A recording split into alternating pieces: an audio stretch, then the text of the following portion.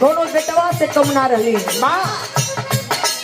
आज भतीजा के बेटवा लोग ओ बाबू के विषय में सोच के याद करके रोत बोलो कैसे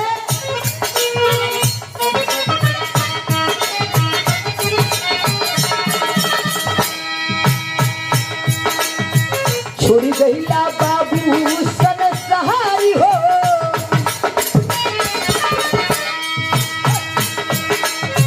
छोड़ी गईला बाबू सन सहारी हो, हमनी के भुलाई गईला बाबू।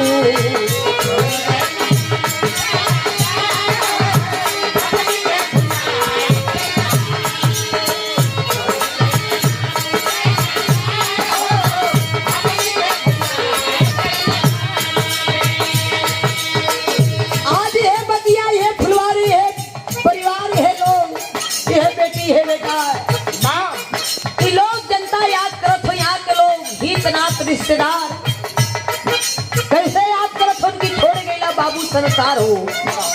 बाबू हो बतावल गल कि धरती पे कहीं बात सत्य है, जे भी आयल बा एक दिन सबको जाना है। लेकिन केहू समय से जाला, केहू के समय से जाला तो बड़ा करेगा, लेकिन बाबू जी समय से गल हुए। छोड़ी गईला बाबू कल सहारी हो, छोड़ी गईला बाबू कल सहारी हो, हमनी के भुलाई गईला बाबू।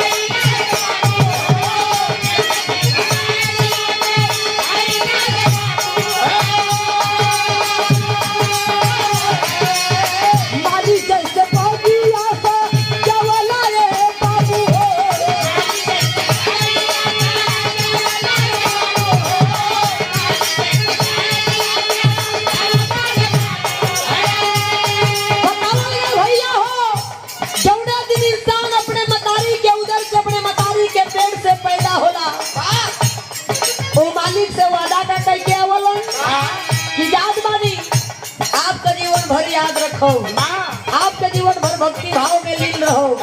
लेकिन जौने दिन इंसान अपने धरती पर जौने दिन लात मारलन हो भैया, वो दिन से मोह माया में पड़ करके ये संसार के जाल में फंस करके वो परमात्मा वो मालिक को भूल जाते हैं लोग। बतावल गल जौने दिन धरती पर